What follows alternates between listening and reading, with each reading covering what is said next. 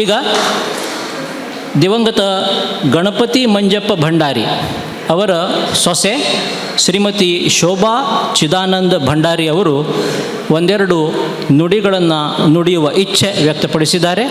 ಅವರಿಗಾಗಿ ಈ ವೇದಿಕೆ. ಮಾನ್ಯ ಅಧ್ಯಕ್ಷರೇ ಹಾಗೂ ಇಲ್ಲಿ ನೆರೆದಿರುವಂತಹ ಸಭಿಕರೇ, ನಾನು ಸ್ವಾತಂತ್ರ್ಯ ಹೋರಾಟಗಾರ ಗಣಪತಿ ಮಂಜಪ್ಪ ಭಂಡಾರಿಯವರ ಸೊಸೆಯಾದ ಶೋಭಾ ಭಂಡಾರಿ ಇಲ್ಲಿ ಎಲ್ಲರಿಗೂ ನಮಸ್ಕಾರವನ್ನು ಮಾಡ್ತಾ ಇದ್ದೇನೆ. ಅನಿಲ್ ಕಾಮತ್ರವರು ಸ್ವಾತಂತ್ರ್ಯ ಹೋರಾಟದ ಬಗ್ಗೆ ಬರೆದ ಪುಸ್ತಕದ ಉದ್ಘಾಟನೆಗೆ ನನಗೂ ಕೂಡ ಆಮಂತ್ರಣ ಬಂದಿತ್ತು. ಕಾಮತರು ನನ್ನನ್ನು ವಿನಂತಿಸಿಕೊಂಡಿದ್ದರು, ಒಂದೆರಡು ಮಾತನ್ನು ಆಡಲಿಕ್ಕೆ ಹೇಳಿದ್ದರು. ನಾನು ಇನ್ನುವರೆಗೆ ಯಾವುದೂ ಸ್ಟೇಜ್ ಭಾಷಣ ಮಾಡಲಿಲ್ಲ. ಹಾಗೆ ನನ್ನ ಏನಾದರೂ ತಪ್ಪಿದರೆ ದಯವಿಟ್ಟು ಕ್ಷಮಿಸಬೇಕು. ಈಗ ಮಾತನಾಡಿದ ಹಿರಿಯ ವ್ಯಕ್ತಿಗಳು ತುಂಬ ನಿರರ್ಗಳವಾಗಿ ಮಾತನಾಡಿದ್ದಾರೆ.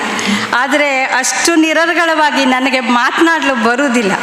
ಏನಾದರೂ ತಪ್ಪಿದರೆ ದಯವಿಟ್ಟು ಕ್ಷಮಿಸಿ. ಇಲ್ಲಿ ಮೊದಲನೇದಾಗಿ ನಾನು ಅನಿಲ್ ಕಾಮತ್ರಿಗೆ ಧನ್ಯವಾದವನ್ನು ಹೇಳಲು ತಿಳಿಸುತ್ತೇನೆ. ಏಕೆಂದರೆ ಕಾಮತರು ಅವರ ತಂದೆಯವರು ಜೈಲಿನಲ್ಲಿ ಸ್ವಾತಂತ್ರ್ಯ ಹೋರಾಟಗಾರರ ಬಗ್ಗೆ ಬರೆದ ವಿಷಯವನ್ನು ಸಂಗ್ರಹಿಸಿ ಪುಸ್ತಕ ಬರೆದಿದ್ದಾರೆ. ಇತ್ತೀಚಿನ ದಿನಗಳಲ್ಲಿ ಹಿರಿಯ ಜೀವಗಳು ಮಾಡಿದ ಕೆಲಸ ಚಟುವಟಿಕೆಗಳು ನಶಿಸಿ ಹೋಗುತ್ತಿರುವಂಥ ಕಾಲದಲ್ಲಿ ಅದಕ್ಕೆ ಜೀವ ತುಂಬಿ ಅದನ್ನು ಜನರಿಗೆ ತಿಳಿಸುವ ಕಾರ್ಯವನ್ನು ಹಮ್ಮಿಕೊಂಡಿದ್ದಾರೆ. ಸಾಧಾರಣ 3 ತಿಂಗಳಿಂದ ಕುಮಟಾದ ಸುತ್ತಮುತ್ತಲ ಹಳ್ಳಿಗಳಿಗೆ ಹೋಗಿ ಅಲ್ಲಿರುವ ಸ್ವಾತಂತ್ರ್ಯ ಯೋಧರ ಬಗ್ಗೆ ವಿಷಯವನ್ನು ಸಂಗ್ರಹಿಸಿ ಫೋಟೋಗಳನ್ನು ಸಂಗ್ರಹಿಸಿ ಅದರ ಬಗ್ಗೆ ಪುಸ್ತಕವನ್ನು ಬರೆದು ಅವರ ನಿಸ್ವಾರ್ಥ ಸೇವೆಗೆ ನಾವು ಧನ್ಯವಾದಗಳನ್ನು ಅರ್ಪಿಸ್ತೇವೆ. ಅವರು ಬರೆದ ಪುಸ್ತಕದ ಉದ್ಘಾಟನೆ ಇಂದು ಮುಹೂರ್ತ ಬಂದಿದೆ. ಅದರಿಂದ ಅವರು ತುಂಬ ಖುಷಿಯಲ್ಲಿದ್ದಾರೆ. ನಾನು ಕೂಡ ಅದನ್ನು ಅಭಿನಂದಿಸ್ತೀನಿ. ಇನ್ನು ನಮ್ಮ ಮಾವನವರ ವಿಷಯ ಹೇಳಬೇಕಂದ್ರೆ, ತುಂಬ ಬಡ ಕುಟುಂಬದಲ್ಲಿ ಹುಟ್ಟಿದ ಅವರು ಚಿಕ್ಕ ವಯಸ್ಸಿನಲ್ಲಿಯೇ ರಾಜಕೀಯಕ್ಕೆ ಇಳಿದರು.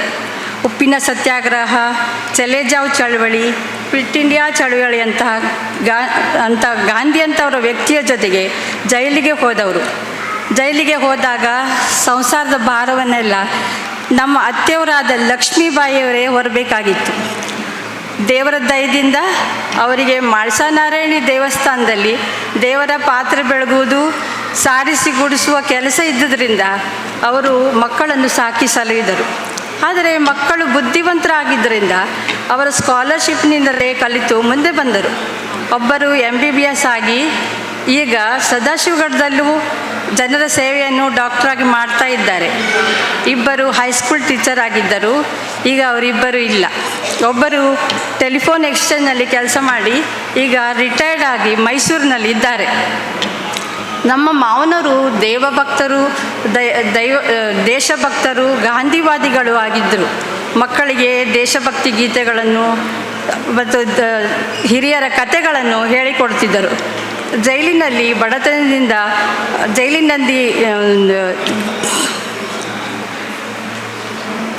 ಚರಕದಿಂದ ನೂಲನ್ನು ತೆಗೆಯುವುದನ್ನು ಹೇಳುತ್ತಿದ್ದರು.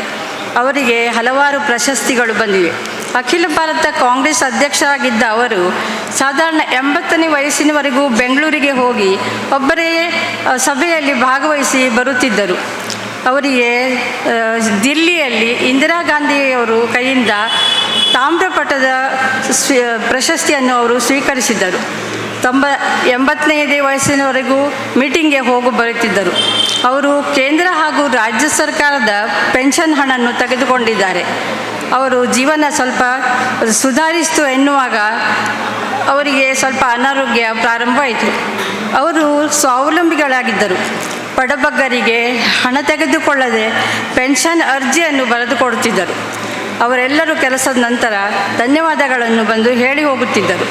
ಸ್ವಾವಲಂಬಿಯಾದ ಅವರು ತಮ್ಮ 97ನೇ ವಯಸ್ಸಿನವರೆಗೂ ಯಾರಿಗೂ ಭಾರವಾಗದೆ ತಮ್ಮ ಕೆಲಸವನ್ನು ತಾವೇ ಮಾಡಿಕೊಳ್ಳುತ್ತಿದ್ದರು. 90ರ ನಂತರ ಅವರ ಓಟಾಟ ಕಡಿಮೆ ಮಾಡಿದರು.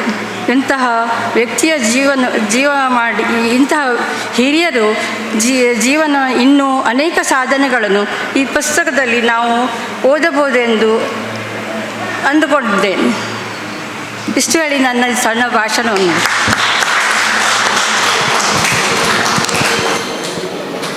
ತಮ್ಮ ಮಾವನ ಬಗ್ಗೆ ಹೆಮ್ಮೆಯನ್ನು ಪಡುತ್ತಾ ಸಂಘಟಕರಿಗೆ ಮನದಾಳದ ಅಭಿನಂದನೆಯನ್ನು ಸಲ್ಲಿಸ್ತಾ ಸರ್ವ ಸ್ವಾತಂತ್ರ್ಯ ಹೋರಾಟಗಾರರ ಪರವಾಗಿ ಒಂದೆರಡು ಚೇತೋಹಾರಿ ನುಡಿಗಳನ್ನು ನುಡಿದಂತಹ ಶ್ರೀಮತಿ ಶೋಭಾ ಚಿದಾನಂದ್ ಭಂಡಾರಿ ಇವರಿಗೆ ಅನಂತ ಅನಂತ ಕೃತಜ್ಞತೆಗಳು.